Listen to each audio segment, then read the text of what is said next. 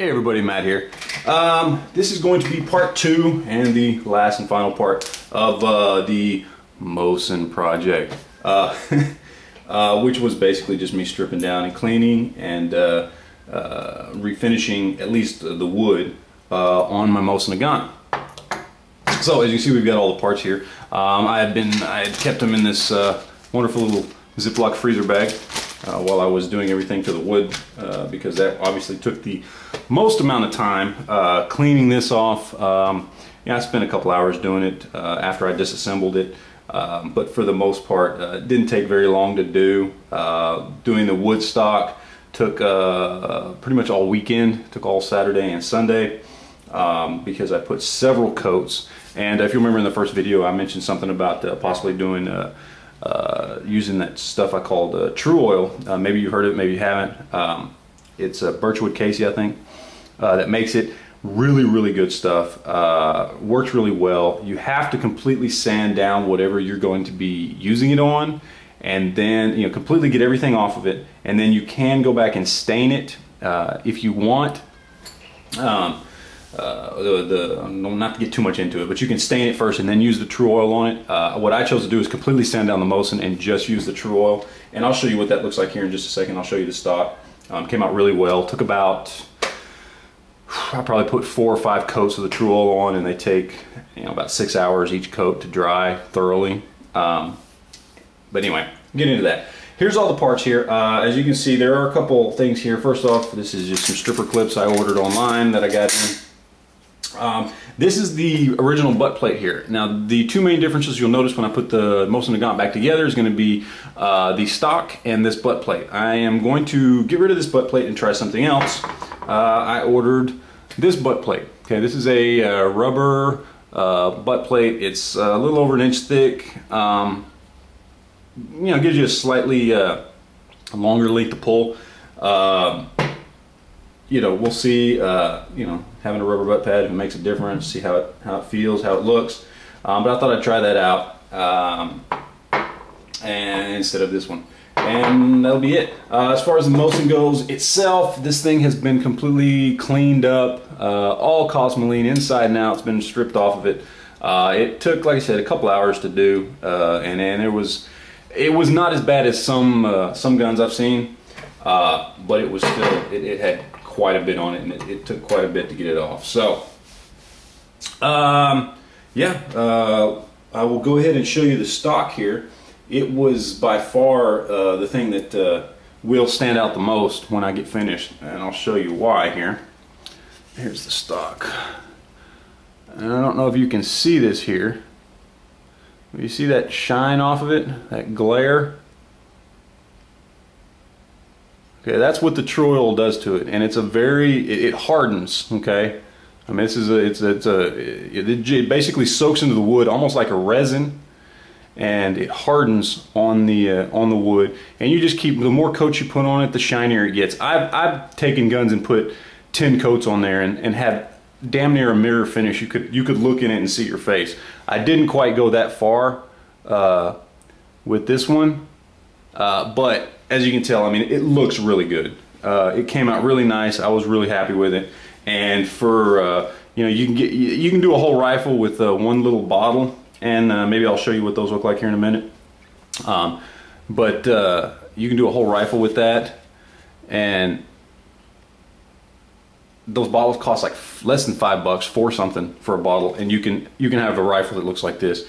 Really good deal. I think it looks nice. So anyway, and you'll notice in this video I may skip around and do some editing here and there and cut the video a little bit shorter. But essentially what I'm going to do right now is I'm going to start putting this thing back together.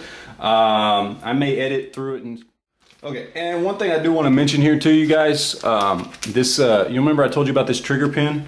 Okay, like I said, when you're doing a Mosin, and if you've done a Mosin before, you know this, but if not, be very careful, because these things fall out very easily. So I took mine and put it in a little plastic baggie by itself, just because I was going to be refinishing the rifle and I didn't want to risk losing it while I was cleaning it. So anyway, that's that. Just wanted to mention that again for anyone who doesn't know. You want to stress that, because even though it's not an expensive part, it only costs probably I don't know, $4 or $5 to replace. You can probably buy them online pretty cheap. It's still a pain in the ass if you lose one. You know, and have to order one and wait for it to come in and all that good shit.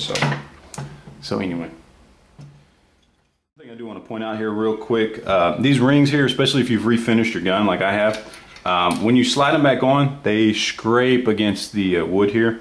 And if you refinish it like I have, you'll probably want to find something and take it before you try and pry them on.